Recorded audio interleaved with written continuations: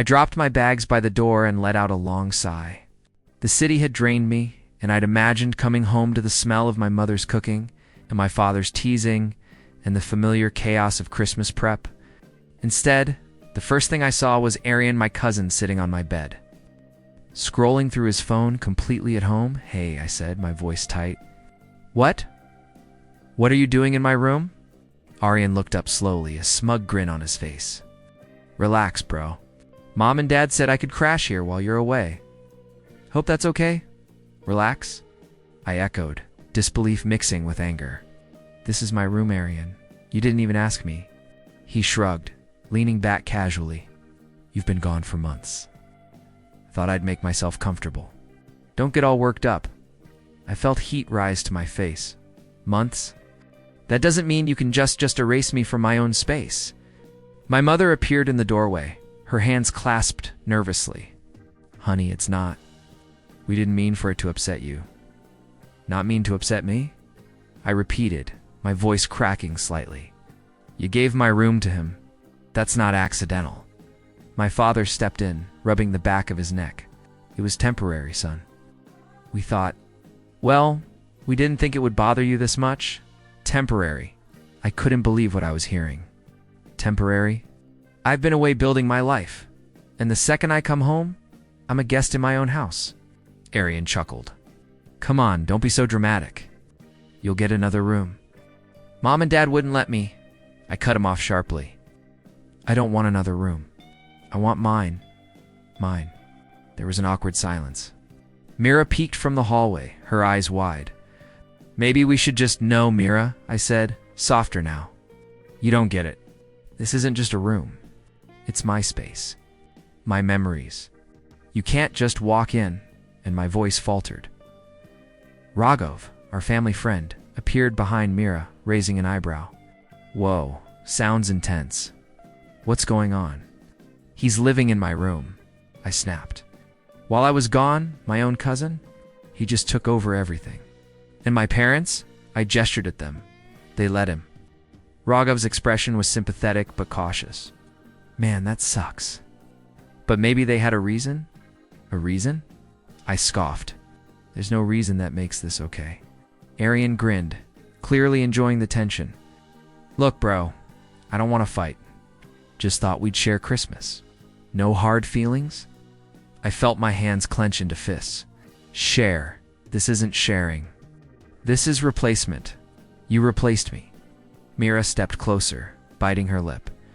"Maybe he didn't mean it like that." "Maybe he didn't mean it?" I echoed, voice rising. "You call this normal? This is my life, Mira, not some hotel room." My mother tried again, her voice trembling. "Sweetheart, I know it feels wrong, but we just know." I snapped. "Stop explaining. Stop apologizing. Stop trying to fix it with words." Arian leaned back, smirking. Okay. I get it. You're home. Ow, whatever. You want your room? Fine. Chill, dude." I didn't feel better. I felt hollow, betrayed, as if someone had taken a piece of me without permission. I turned away from him, walking toward the window, letting the cold air sting my cheeks. Mira followed quietly. I didn't know," she whispered.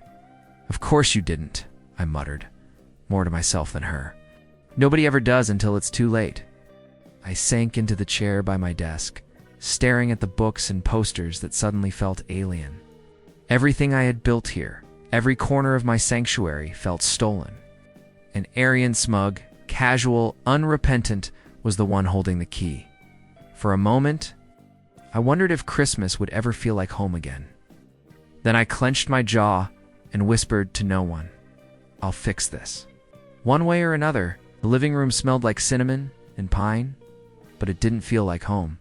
Arian flopped on the couch with a drink in hand, scrolling through his phone as if he owned the place. "Pass me the snacks," he said, not looking up. I froze. "Excuse me, snacks?" "The ones on the table."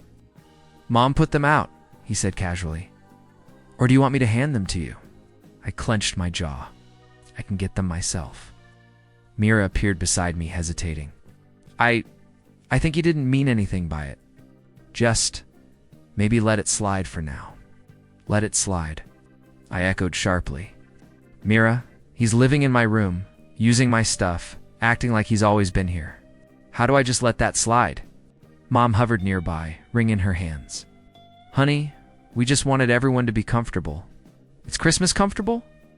I cut her off. I'm the one who should feel comfortable, not him.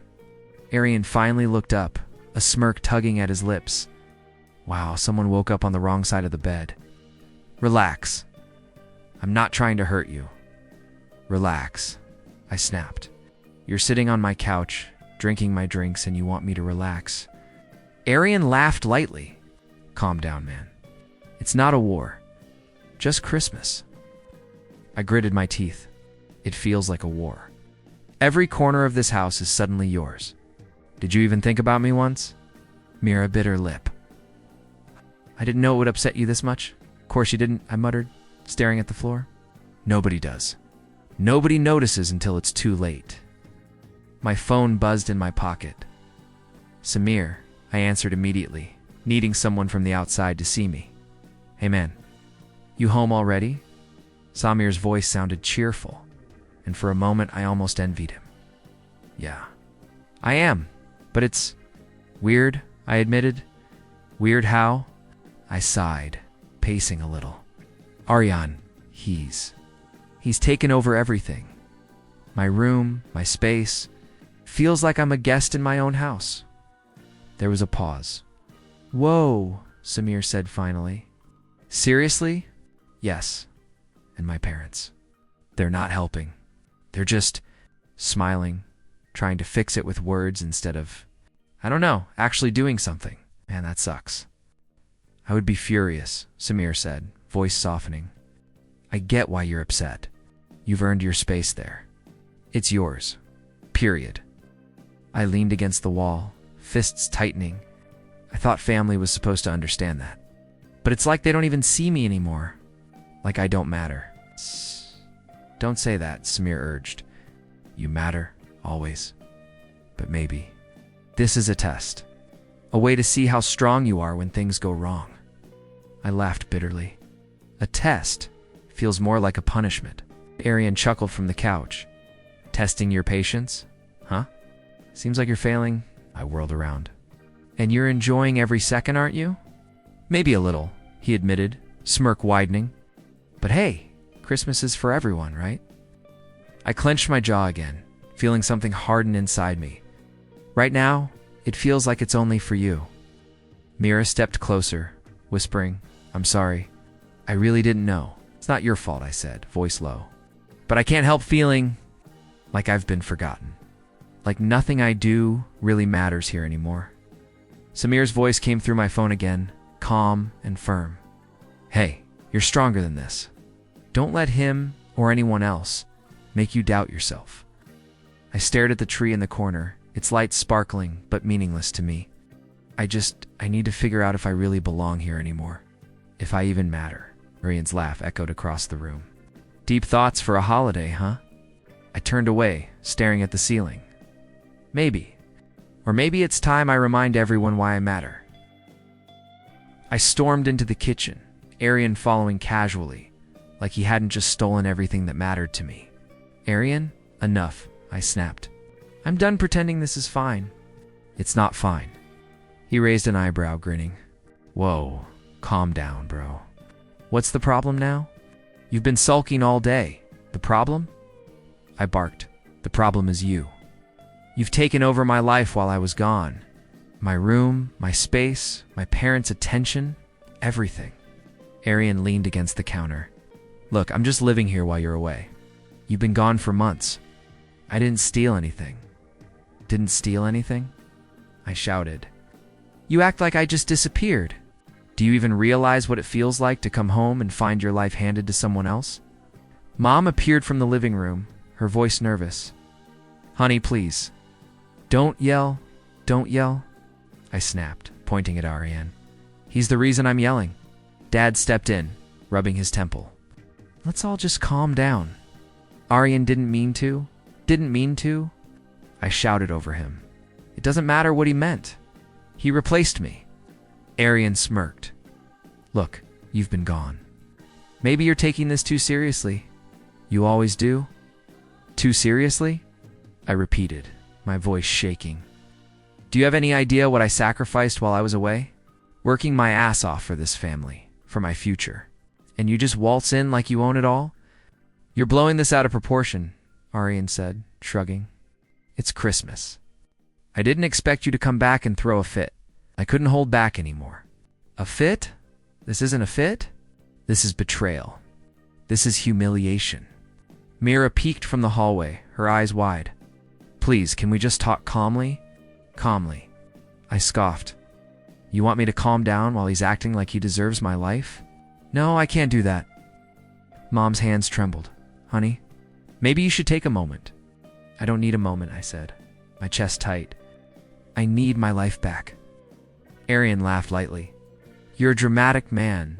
Seriously. Maybe you need to relax and accept that things change. Things change? I snapped. I didn't change. You just took everything that wasn't yours. Dad sighed. Let's not make this worse. I turned to him, voice sharp. Worse? This is worse already. You let him take over my life? You never stopped him. Arian shrugged again. I didn't think it mattered. You weren't here? You didn't think it mattered? I repeated, disbelief cutting through me. Everything mattered to me. Everything I built, everything I cared about gone while I was gone. And you just smiled. The tension was suffocating. No one spoke. My heart pounded. I felt every word, every betrayal settled deep in my chest. I need to think, I said finally, my voice low. I spun on my heel and stormed out of the kitchen. I didn't stop until I reached the attic, our old hiding spot. Dust motes floated in the sunbeams, familiar and comforting. I sank onto the floor, hugging my knees. I thought about all the nights I worked late, sacrificing sleep and fun for this family, for my dreams. I thought about leaving the city, chasing my goals, thinking home would always be mine. And now, it felt like all that effort had been erased. Arian's smirk, my parents' hesitation. Mira's worry, all of it churned in me, mixing humiliation with anger. I realized I couldn't rely on them to fix this. Not now. Not ever. I clenched my fists. Fine, I whispered to myself. If they won't stand up for me, I'll fix this. One way or another, I won't let anyone take my life from me again. The attic felt smaller now, but stronger somehow. My resolve hardened with each heartbeat. Betrayal had awakened something inside Mia's determination I hadn't realized I possessed. Arian could have the smiles, the easy charm, the empty victories. I would have my life back, my way, and I would make sure he paid for forgetting that CHP. For I leaned against the railing of the staircase, just trying to make sense of everything. Arian's ease, my parents' hesitation, it all felt wrong. I needed answers, but no one seemed willing to give them. Mira appeared quietly beside me. I didn't know it would upset you this much, she said softly. Mira said, voice low but sharp. It's not just a room. It's my life. And I'm starting to realize. You all made it easier for him than me. She bit her lip. I've been torn, I admit. I didn't want to upset either of you, Arian. He's persuasive. And Mom and Dad. They wanted peace. Peace. I scoffed. Peace for who? Him. Because my peace got trampled. Mira flinched, but didn't argue. I know, I'm sorry. I wish I could have stopped it, but I didn't know how. I ran a hand through my hair. It's not your fault. But someone had to see through it. Someone had to notice. And no one did. She hesitated. There might be more to this. Arian's been asking for favors, small things at first. Money here, gifts there. I thought it was normal. He's always smooth. I froze. Smooth? You mean manipulative? She nodded. I think so. And I think Mom and Dad gave in without realizing. Or maybe they were pressured. I don't know the whole story. I clenched my fists. So this isn't just about my room. He's slowly taking over everything. Mira's eyes softened. I think you need allies. Don't fight him alone. I sighed. I don't have many allies here. Everyone's afraid of making a mistake or picking sides. Not everyone, she said, glancing toward the hallway. Priya's been quiet, but she watches. She notices. I think she understands what's going on. I turned. Priya, a family acquaintance, gave me a small, knowing smile before disappearing down the hall. Something in her gaze made me feel less alone, like someone else saw the truth. I pulled out my phone and called Samir immediately. Hey, I need to talk, finally he said, voice relieved. You sound tense. What happened? I ran a hand over my face. It's Aryan. He's taking over everything, my room, my family's attention, and now I'm realizing it's more than that.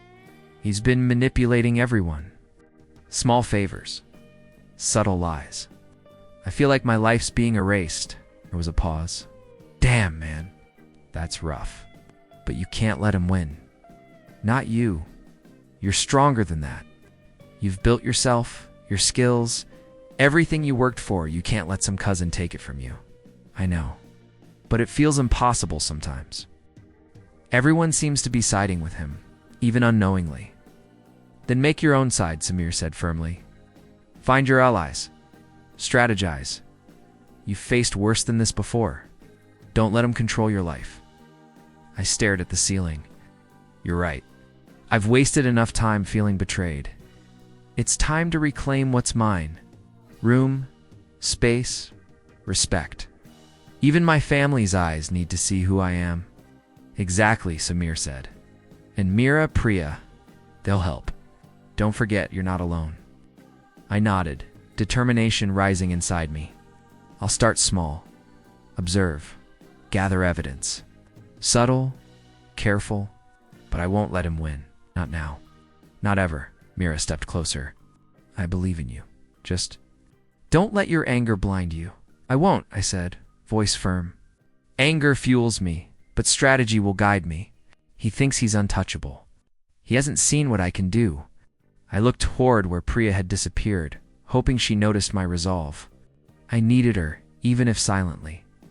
This wasn't just about a room anymore. This was about control, respect, and reclaiming my life. I had a choice now. Stay crushed by betrayal or rise, smarter and stronger. And make Aryan regret underestimating me. I whispered to myself, barely audible, time to take back everything that's mine. I paced my room, or what used to be my room. Aryan had taken over every inch of it, but I refused to let him feel complete control. I needed a plan, something subtle but effective. I pulled out my notebook. Step 1, I muttered. Observe. Learn what he's hiding. Mira peeked in. You're still thinking about him? Always, I said, eyes narrowing. Not the person, the problem. He's too comfortable. He thinks no one notices. You'll notice. You'll fix it, she said softly. I nodded. Exactly. And Samir said I should find allies. Priya, Mira. Subtle support, but I can't rely solely on them. My first step was gathering evidence.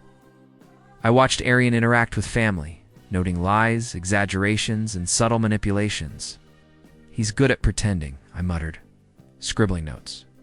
But everyone slips eventually. I overheard Aryan telling my father he had paid for gifts and dinners, pretending generosity. Generosity? I whispered. More like control. He's buying influence. Aryan smirked from the couch, unaware I'd heard him. Relax. I just wanted to make things nice for everyone. I forced a casual smile. Nice? Or convenient for you? He laughed, clearly thinking I was joking. Oh, come on. You're still wound up about the room. Chill, bro. I leaned closer. Chill. You've been pushing everyone around, pretending to be the good guy. I notice everything, Aryan. Everything. He blinked, a flicker of unease crossing his face. You're overreacting again. I smiled faintly. Maybe. Or maybe I'm just seeing clearly for the first time. Later, I confronted subtle betrayals. Uncle Ravi had sided with Aryan on a minor gift purchase. Why? I asked quietly. You know how I feel about this. Uncle Ravi hesitated. I thought it would make things easier. I didn't mean easier. I cut him off. You made it easier for him, not me. Easier to replace me? He looked down, guilt creeping onto his face. I didn't realize. I nodded. Exactly. And that's the problem. People don't realize until it's too late. Mira appeared again. You're being careful? I can see it. I smiled faintly. Careful? Yes. Smart. I can't let him think he's untouchable. Priya passed in the hallway, catching my eye.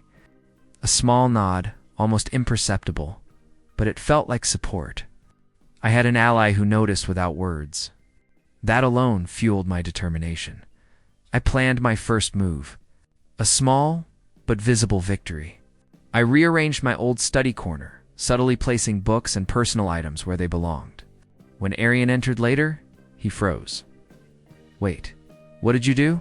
He asked, eyes narrowing. I leaned against the doorway, calm. Just reclaiming what was always mine.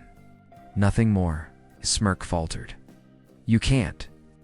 Watch me, I said, voice low, but firm. This isn't over. Not by a long shot. He left the room quickly, muttering under his breath, clearly unsettled. I felt a small surge of satisfaction, the first taste of progress. Mira smiled. I think you got him. I shook my head. This is just the beginning. One small victory doesn't fix months of betrayal, but it starts the momentum. He won't see me coming next time. Priya's faint smile in the hallway reminded me I wasn't alone.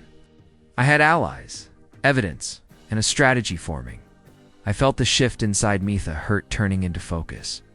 Anger into strategy. I whispered to myself, almost a vow, I will reclaim everything. Room, respect, attention. My life, and Arian. He'll regret underestimating me. The faint sound of his voice outside the door made me tense. He was already rattled. That was a good sign. Very good. I sank into my chair, staring at my old desk, imagining the next steps. Subtle moves, calculated strikes, emotional leverage. Step by step, I would take back what was mine. And this time, there would be no mercy for anyone who tried to replace me. CHP6, I sat quietly in the living room, watching Arian with a calm I hadn't felt before. He laughed too loudly, tried too hard to charm my parents, and yet every word he spoke seemed to trip over itself. Karma, I thought, is slower than you expect, but it never forgets. Pass me the remote, Arian said, reaching for the couch arm where I had just placed my notebook. I held it up casually. Not yet. Maybe later. He froze. Hey, that's mine. I smiled faintly. Everything has been yours for long enough. Now it's just shared. Arian's smirk wavered. Shared. You're acting weird, man. Maybe I'm finally seeing clearly, I said, voice low. All the favors, the small lies, everything. It's not generosity. It's manipulation. He blinked. What are you talking about? I leaned back, calm. You told Dad about paying for gifts. You told Mom you organized dinners? You're charming everyone with small acts to look like the good guy. But it's all convenient for you. Arian's confident posture faltered for a moment. Then he laughed nervously. Convenient? I'm just being thoughtful. You're imagining things. I shrugged. Maybe, or maybe people are finally starting to notice. Aunt Neha, who had unknowingly sided with him during a minor argument, glanced at me and whispered, I didn't realize. You didn't, I said softly. Exactly. That's the problem. People don't notice until it's too late. But it's not too late anymore. Mira appeared beside me, placing a hand on my shoulder. I've seen it too, she whispered. He's slipping. Just stay patient. I am, I said, voice calm but firm. It's fascinating, actually. Watching someone unravel without touching them. Karma has its own rhythm. Priya passed by, giving me the faintest nod. Her quiet support meant more than any words. I wasn't alone. Later, Arian tried to boast about organizing a family outing. Everyone's excited for my idea, he said smugly. I glanced at him casually. Really? Or just excited to avoid chaos? He blinked, unsure. What do you mean? Oh, nothing, I said lightly. Just that when people see through your charm, your so-called generosity, it's harder to maintain control. His smirk faded. You think everyone's against me? I think they're finally noticing who's actually acting for themselves, I replied. You've been confident because no one questioned you. Confidence is fragile when exposed. Arian shifted uncomfortably. You're weirdly calm about all this. I leaned forward. Calm comes from knowing the truth. I've seen betrayal, manipulation, and I've survived it. I've grown stronger while you made everyone dance to your tune. He stared at me, unsure. For once, the arrogance was gone, replaced by hesitation. That hesitation, that tiny crack in his armor, gave me a quiet thrill. Maybe I need to step up my game, he muttered, almost to himself. Maybe, I said softly. Or maybe you just underestimated how much people notice him, how long they remember. Mira smiled faintly. You've changed, she said. You're stronger. I had to, I admitted, letting a faint smile slip. Being hurt, betrayed, it teaches you things you can't learn any other way. And sometimes letting karma do its work is better than forcing it. Priya passed by again, her eyes briefly meeting mine. Silent validation. Small allies. Subtle shifts. Arian's attempts to charm, manipulate, and impress were slowly crumbling. I stayed mostly silent, observing, letting him falter under the weight of his own arrogance. And with each small misstep, I felt the quiet satisfaction of justice earned. It's not forced. I leaned back in my chair, calm, strategic, and stronger than ever. Betrayal had reshaped me, but I was no longer a victim. I was ready for whatever came next. And Arian. Well, he was finally learning that every action has consequences. I stood in the center of the living room, letting my eyes sweep across everyone gathered. Arian, of course, was there, smug as ever, thinking he could charm his way out of anything. Not today. Not anymore. Everyone, I said, voice steady, forcing calm over the storm inside me. We need to talk. Arian raised an eyebrow. About what? Another dramatic speech about the room? I ignored him and turned to face the family. No, about honesty. About manipulation. About the truth you've all ignored while Arian has been pretending to be perfect? Honey. Dad looked uncomfortable, glancing between us. Arian smirked nervously. Pretending? What are you talking about? I held up my notebook, the pages filled with observations, receipts, and notes on his small lies. This, I said simply. Everything he's done, how he's twisted small favors into control. How he's lied about contributions. How he's made himself the center of attention while sidelining me. I have proof. Arian's smirk faltered. Proof? You're overreacting? Overreacting? I interrupted, voice rising. You think I'm overreacting after months of watching you manipulate my parents, my friends, even my sister? Do you know how it feels to come home and find your life slowly erased? He opened his mouth to respond, but I continued, letting my words hit hard. I wasn't imagining it. I saw it all. Every little gift, every favor, every lie you use to make people think you're generous, kind, or thoughtful. You weren't helping anyone. You were controlling them. Controlling us. Arian's eyes flicked nervously to my parents. I didn't mean, I repeated sharply. Do you know how that sounds after everything? You didn't mean to betray me. You didn't mean to erase me. Your intentions don't matter. Actions do. And your actions were selfish. Mira stepped forward, voice trembling. He's telling the truth, Arian. I saw it too. The way you twisted things. The way everyone ended up doing what you wanted without realizing.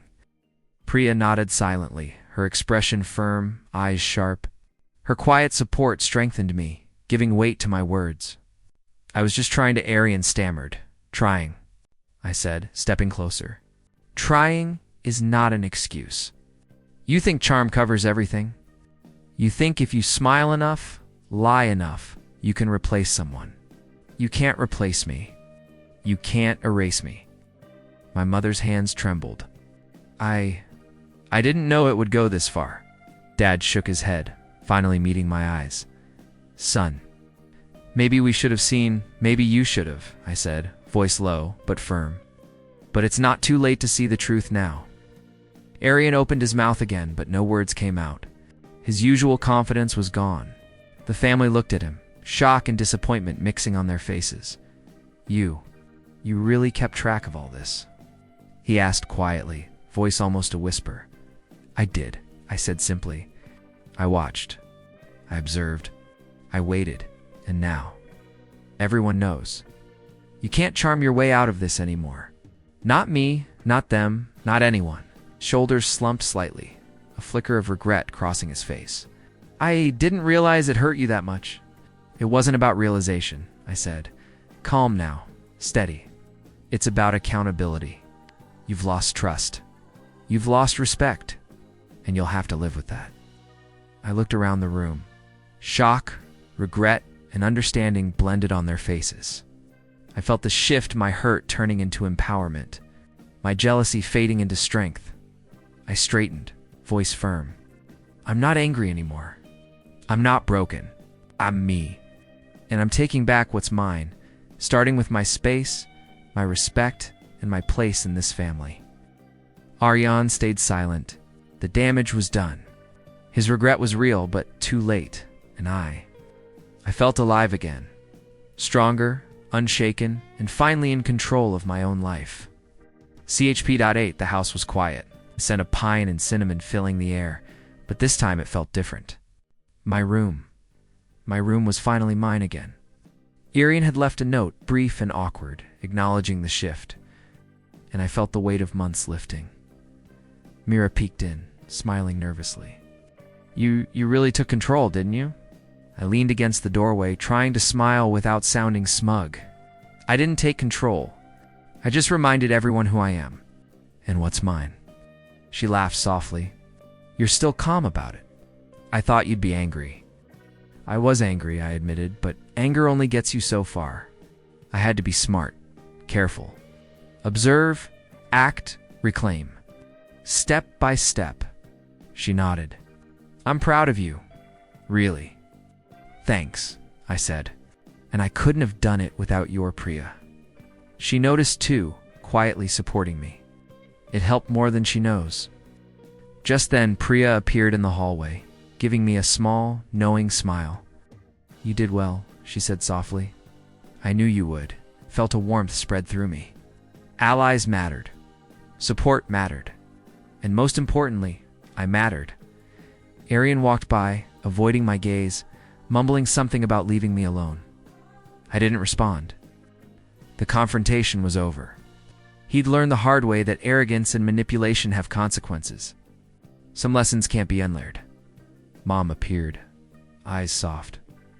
Honey, I think we all learned something here. Maybe, I said, voice calm. But I also learned to rely on myself. To trust my instincts. To not let anyone erase me. Dad nodded slowly. We see that now. I'm sorry for not noticing sooner. Apology accepted, I said. But actions matter more than words. Let's move forward, Mira grinned, tugging gently at my sleeve. So, back to Christmas? Yeah. You're officially home, right? I laughed, feeling lighter than I had in months. Officially. My room, my life, at least for now. Priya joined us, her quiet presence comforting. You've grown, she said. Stronger, calmer, smarter. You handled everything without losing yourself. Thanks, I said, looking around at the family. It hasn't been easy. Betrayal hurts. Lies hurt. But this closure, reclaiming my space, and realizing who truly supports me is empowering. Arian passed by again, lingering at the edge of the living room. I met his eyes for a moment. No anger, just calm resolve. This is your consequence, I whispered to myself. Your actions, your arrogance, they caught up to you and I survived it.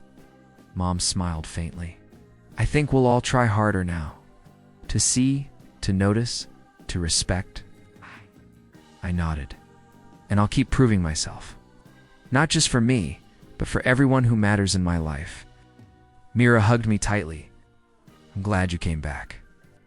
Not just for Christmas, but for us. For the family, I hugged her back. I'm glad too. And I've realized family, respect, trust they're earned every day. Not given, not assumed. And sometimes you have to fight for them. The tree twinkled in the corner, lights reflecting in the window. I stared at it, letting the quiet of the moment sink in. Christmas had become more than a holiday. It was a symbol of renewal, of reclamation, of strength. Priya's soft voice broke my thoughts. Merry Christmas. You deserve it, smiled, looking at the people around me. Merry Christmas, I said. To all of us, 2 new beginnings, lessons learned, and the courage to keep moving forward. And for the first time in months, I felt truly home, not just in my room, but in my life, stronger, empowered. The past wasn't erased, but the future. My future was mine to reclaim.